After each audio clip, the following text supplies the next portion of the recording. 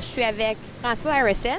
Bonjour François. Bonjour Sandra. Ça fait un petit bout qu'on ne s'est pas vu. Ça fait un petit bout qu'on ne s'est pas vu. Le gouvernement nous a privé de l'occasion de se voir parce qu'on ne jouait pas, mais là, on a beaucoup de choses pour les amateurs de sport et les téléspectateurs aujourd'hui. Oui, donc ça fait à peu près depuis quoi?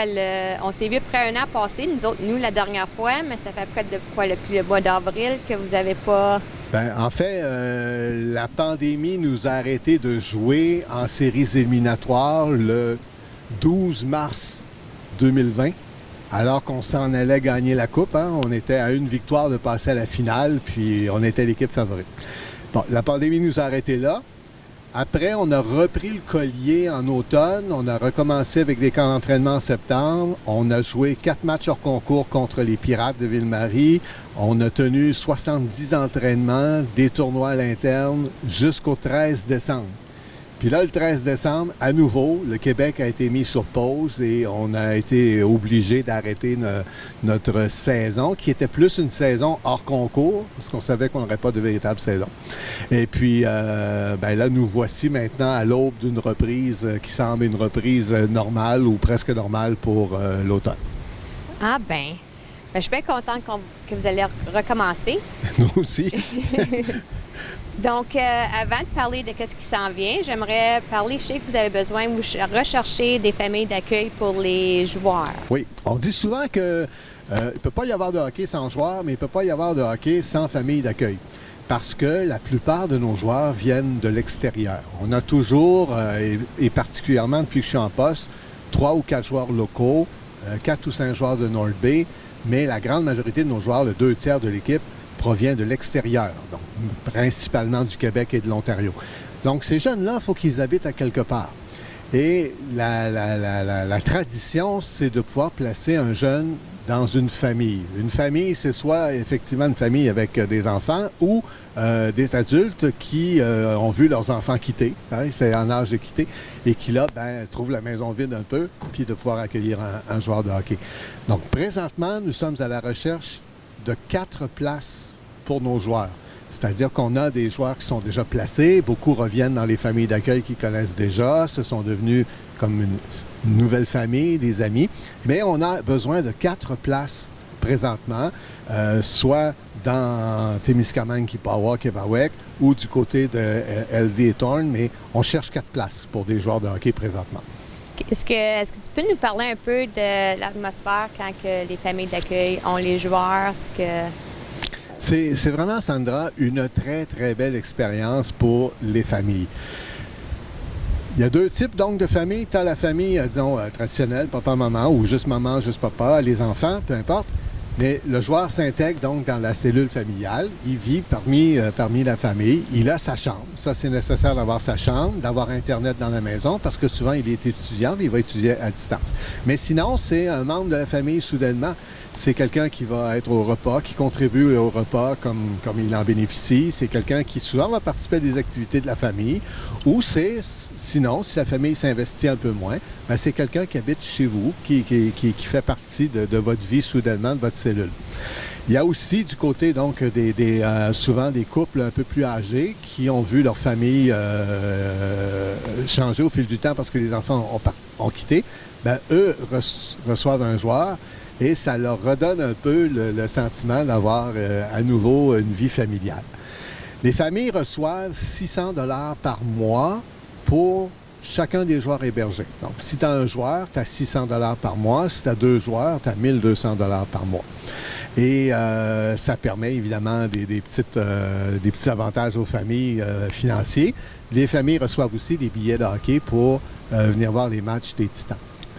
C'est pour les familles qui ont des enfants une très belle expérience pour les enfants parce que ces joueurs de hockey-là sont des athlètes, ce sont des gars qui s'entraînent, ce sont des gars qui se dépassent et souvent on cherche un modèle pour ces enfants et ça devient un grand frère dont tu peux t'inspirer. Et du côté des adultes, ben, ça devient comme presque un nouvel enfant quelque part, même si on parle de jeunes qui ont entre 17 et 20 ans. Mais ils restent très attachés. On a eu beaucoup d'Européens ici dans le passé. Et les familles communiquent encore ensemble, les joueurs reviennent ou sinon même parfois les familles vont visiter le joueur dans son pays. Cette année, l'équipe sera composée surtout de Québécois et d'Ontariens, donc garder les liens, ça va être encore assez facile.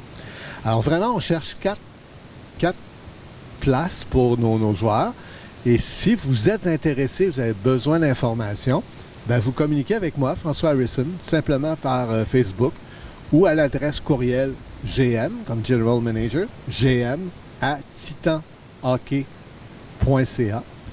Ou encore, vous communiquez avec M. Denis Lacourse, Baba, qui va se faire un plaisir également de faire le lien avec vous. Mais c'est très important parce que si on n'a pas de famille, on n'a pas de place pour garder les joueurs, il n'y a pas d'hockey à Témiscamingue. Donc, c'est quand même vraiment important. Oui. Ah, bien. J'espère que vous trouvez toutes les familles que vous avez besoin. Bien, on a besoin parce que sinon, il n'y a pas de hockey cet automne. Oui. Il faut les loger quelque part. Donc, oui. C'est ça. Donc, j'imagine que depuis qu'il n'y avait pas de hockey comme tel, mais j'imagine comme GM, tu as dû travailler pareil. Sur quoi tu travaillais durant le congé de hockey? Bien, mon boulot était le même, sauf que je n'avais pas à gérer l'opération quotidienne. Il n'y a pas de match de hockey, on n'était pas sur la route ou autre. Mais mon travail était exactement le même, c'est-à-dire qu'il y avait une saison à préparer, celle qui s'en vient. Donc, il y a des joueurs qui revenaient, il fallait s'assurer que les contrats se fassent et que les joueurs reviennent. Mais il fallait aussi combler tous les postes dont nous avions besoin chez les joueurs. Les joueurs ne reviennent jamais tous en raison de l'âge, parfois en raison des études. Et l'automne dernier, on avait une équipe plus petite en termes de nombre de joueurs parce qu'on savait qu'on n'aurait pas une vraie saison. Donc, on a gardé les joueurs un peu plus jeunes et moins nombreux. Cette année, au contraire, on sait qu'on s'en va vers une très grosse saison. Donc, on a une équipe véritable à monter. Alors, tout ce qu'on appelle le dépistage, le scouting, a dû être fait quand même, mais de façon différente. Je ne pouvais pas aller voir des matchs. Il n'y avait pas de midget, il n'y avait pas de junior nulle part. Donc, on a regardé beaucoup de vidéos, le coach et moi, sur des matchs d'il y a un an, au niveau midget, au niveau collégial, pour aller repérer les bons joueurs. Il faut préparer la saison aussi d'un côté logistique. Il faut aller racheter les équipements, les casques, les gants, tout ça. Il faut préparer la saison des ventes de commandites. Donc, mon travail a été le même, sauf la gestion quotidienne d'une équipe de hockey. Au lieu de le faire depuis mon bureau officiel des Titans, je me suis plié aux demandes du gouvernement, moi aussi, et ça s'est fait depuis mon bureau à la maison. Mais entre le 13 décembre et la semaine dernière, j'ai travaillé pendant 6 mois depuis mon bureau à la maison. Et depuis la semaine dernière, le bureau officiel des Titans est rouvert avec le fait que nous sommes passés en zone verte. Et là, la vie, pour moi, elle reprend exactement comme une vie normale au moment où on se parle. Ça fait du bien de se ressentir comme ça revient un peu à normal. Oui, je pense que tout le monde est heureux de ça. Puis en plus, la poussée du Canadien de Montréal, on dirait que ça a replacé aussi le hockey sur la planète. Là. Depuis que le Canadien a commencé sa poussée, les gens m'arrêtent là, au restaurant, sur la rue. Quand est-ce que les Titans prennent? On s'ennuie, là, on a hâte au hockey. Alors, je pense que le Canadien nous donne un coup de main un petit peu aussi. Oui. Donc, tu as parlé de repêchage. Oui. Donc, il vient d'en avoir un. Oui. Donc, comment s'est passé le repêchage cette année? Est-ce que tu as eu Avez-vous choisi des nouveaux joueurs? Avez-vous échangé? Quand on repêche des joueurs soit dans le but d'en amener certains cette année ou d'amener des joueurs dans 2 ans ou dans 3 ans. C'est comme ça que c'est fait. On a des joueurs qui devraient confirmer leur arrivée avec les Titans cette année, vraiment dans les prochains jours. Au moment où tu me poses la question, là, il y a 2 ou 3 joueurs avec lesquels qu'on vient de repêcher, avec lesquels on est sur le point de s'entendre. Il y a beaucoup de joueurs qui ont été repêchés en vue de la saison 22-23 aussi. Il y a eu quelques transactions qui ont été faites, pas de joueurs que les gens connaissent, des joueurs qui étaient sur notre liste mais qui n'étaient pas ici, sauf Xavier Saint-Saëns qui a joué ici 2 ans. Xavier a été échangé à West Nipissing, c'était un peu sa demande. Il ne sait pas encore s'il va rester dans le hockey ou pas, mais lui, on l'a échangé. Mais sinon, ça a été surtout préparer le repêchage. Nous étions l'équipe qui avait le plus de choix au repêchage, donc on a repêché 20 joueurs. Un gros repêchage. Beaucoup de joueurs qui ont joué du très gros calibre de hockey, dont 4 qui ont joué dans le junior majeur. Le but de ça, la stratégie, c'est d'avoir une équipe extrêmement puissante cette année, ainsi qu'en 22-23. On veut aller gagner la coupe qu'on aurait dû avoir au printemps 2020, ben, on prétend qu'elle est à nous et on va aller la chercher. Donc, mon travail est vraiment de monter une équipe aguerrie et talentueuse pour la saison qui s'en vient, 21-22, et la saison 22-23. Ah, OK. Puis, avant l'entrevue, tu nous disais que vous avez eu des joueurs, vous avez eu comme un camp avant vous avez pu les voir jouer un peu avant le repêchage? Oui. Nous avons tenu 6 semaines d'entraînement à Trois-Rivières, selon les règles de la santé publique. Alors, nous avions droit à 12 joueurs sur la glace et 2 entraîneurs. Pendant 6 semaines, 6 samedis consécutifs, nous avons tenu des entraînements. Les 3 premières semaines, nous avions 12 joueurs, 2 coachs. Et là, la demande était tellement forte, il y avait tellement de joueurs qui nous sollicitaient pour venir s'essayer qu'on est passé à 2 entraînements par samedi. Donc, on voyait 24 joueurs à chaque fois. Puis ça, au total, pendant 6 semaines. On a vu une quarantaine de joueurs là, au total, parce qu'on avait des joueurs à nous, puis il y a des joueurs à l'essai qui revenaient 2-3 fois pour le temps qu'on se fasse une idée. Et parmi ces joueurs-là, il y a des gars que nous avons repêchés parce qu'on a eu la chance de les évaluer sur place. Ce qui est bon à savoir, puis il y a une fierté quand même pour les gens de Témiscamingue là-dessus, là, c'est que les Titans étaient le seul club de hockey junior au Québec et en Ontario à être sur la glace et à tenir des entraînements. Il y avait en Ontario une impossibilité de le faire parce que les arénas sont fermés. Puis au Québec, je ne sais pas pourquoi, les autres clubs juniors n'ont pas pensé à faire ça. Nous, ça nous a donné 6 semaines avant le repêchage, donc, pour évaluer des joueurs. Ah, bien, c'est bon, ça. Donc, qu'est-ce qui s'en vient cet été pour les Titans et au mois d'août? Donc, vous avez des camps? Oui, là, on a commencé à annoncer le renouvellement des joueurs qui reviennent. On a une douzaine de joueurs qui reviennent. Là, on commence à annoncer aussi les joueurs qui sont de nouveaux joueurs qui vont signer avec nous. Donc, à toutes les semaines, sur notre page Facebook, on va annoncer les joueurs. Au niveau des entraînements, les 7 et 8 août, nous serons à Kings Falls en Estrie. Donc, ça, c'est entre Drummondville, Trois-Rivières et Sherbrooke. Si on fait un triangle, là, c'est dans le milieu de ça. Nous étions allés là l'année passée pour tenir un pré-camp au mois d'août. Nous y retournons parce que nous avons été vraiment très, très bien accueillis et parce qu'il n'y a pas encore la glace à Témiscamingue à cette date-là. C'est stratégique, c'est à égale distance entre Québec et Montréal. Et donc, c'est pas loin de Trois-Rivières, c'est pas loin de Sherbrooke. C'est un gros bassin de joueurs. Ce qu'on fait là, c'est qu'on entraîne tous les joueurs qui sont signés avec nous et on offre une dernière opportunité à des joueurs qui veulent venir s'essayer, ce qu'on appelle donc des try-outs dans le monde du hockey, de venir pour combler les derniers postes disponibles chez les Titans. Donc ça, ce seront les 7 et 8 du mois d'août. Et après ça, il y aura notre vrai camp d'entraînement ici, soit la dernière semaine d'août ou la première de septembre. C'est pas encore déterminé, on attend de voir le calendrier des matchs. Mais au plus tard, là, vraiment au plus tard, le mardi qui suit la fête du travail, on va être sur la glace. On le sera peut-être une semaine avant. Ça, c'est pas encore décidé au moment où on se parle. Le camp d'entraînement, suivi des pratiques normales de l'équipe.